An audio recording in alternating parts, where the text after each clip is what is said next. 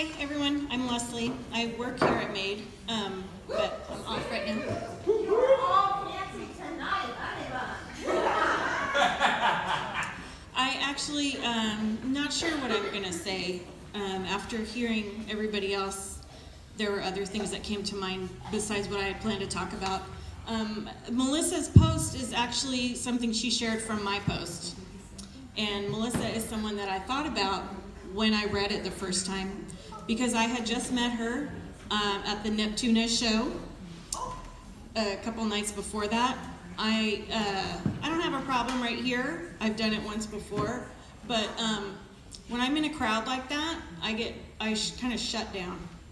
And she was so friendly, and just kind of didn't literally take my hand, but she included me in her conversations, and it was really awesome. So when she shared my post, I commented on hers and said, hey, you're actually the person I was thinking about when I posted this. I don't remember who I shared it from, but it's going viral. It's a lovely story, and it's something that I try to do with other people as well. So anyway, I wanted to put that out there. If anyone here knows Melissa, she's awesome, and if you don't, she does look like a mermaid, and if you meet her, you'll love her. I'm going to talk about my sexual abuse when I was 10, because I want anyone who's never talked about it to know that it's okay. Don't be ashamed. You didn't have anything to do with that. You didn't cause it. You didn't make that person want to do that to you.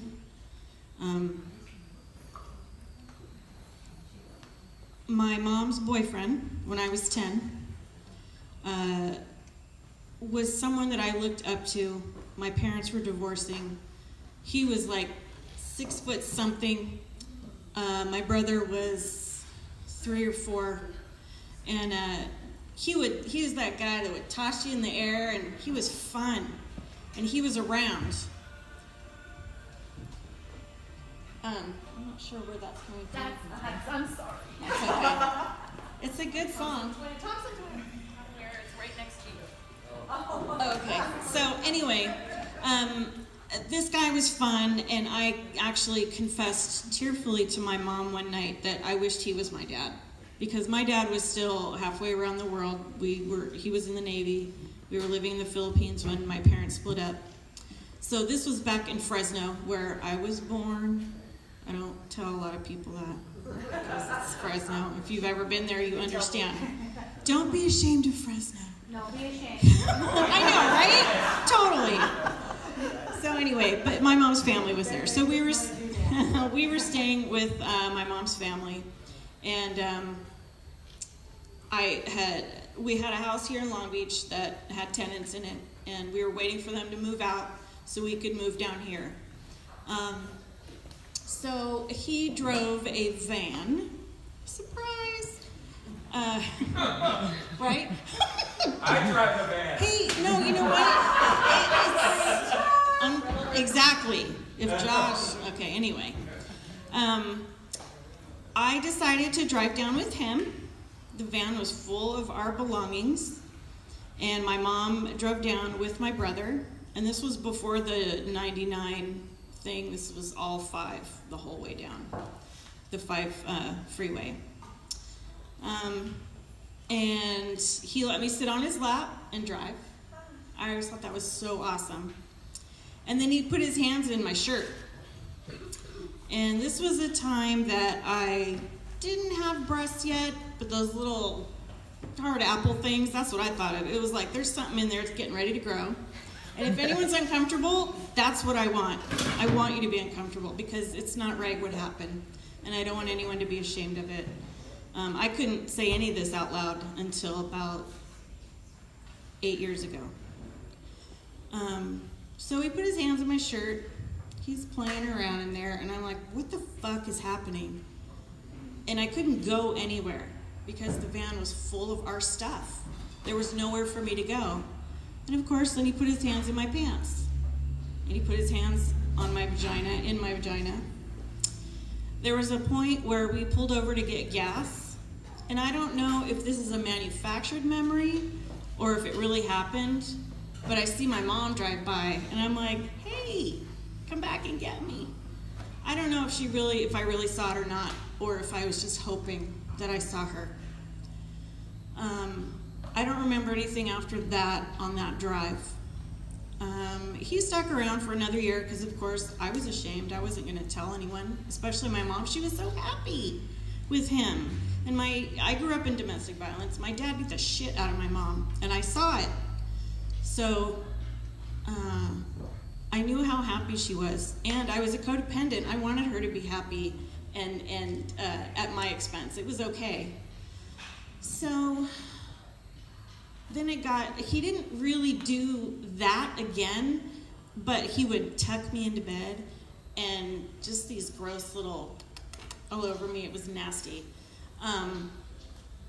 And it finally got to the point my mom was going to go to the store and he was going to be there with us. And I said, Mom, please don't go. And I told her what happened finally. I think I was probably 11 and a half by then, so it'd been about a good year and a half since it started. And she was devastated. And I was just thinking about this the other day. The only thing she could think of was to make him come apologize to me and leave.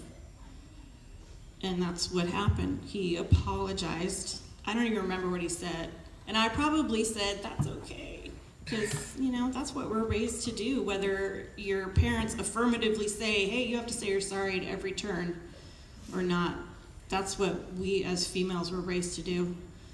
So I found out later that her wish at that moment was to cut him into 4 and just gut him. She was so angry and devastated.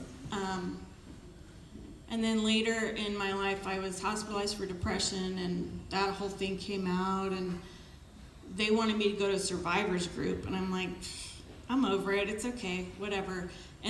But the reason I really didn't want to go to this group is they felt like I should be angry with my mom. Because I guess a lot of survivors of this sort of thing are angry with their mothers for letting it happen or whatever.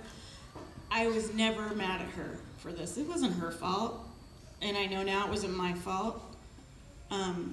She didn't enable him to do anything knowingly. So that's my story. I want people to be able to tell their stories and not be ashamed of it. One more thing, there's a van on Redondo. It's been there for years. Redondo, right past Vista, I think. And they move it for street sweeping. And it's this brown camper van with a higher top on it, and it says getaway van on it. And it's exactly the same color as this dude's van. And the first time I saw it, I lost it. I just started crying. And then a couple years later, I saw it again. Well, I'd seen it. In a couple years, I started laughing. Well, that's the stupidest van I've ever seen. I know it just, it made me crazy. But I thought it was so appropriate. And then I made some art pieces from that. I took pictures of it and transferred them onto canvas with some other crap. And if anyone wants to see it, I'll give you my little website address. But it's pretty awesome, and I worked through it. But my poor mom, when she saw it, she cried a lot because I think she felt really responsible. But I never blamed her. And I guess that's it. Thank you.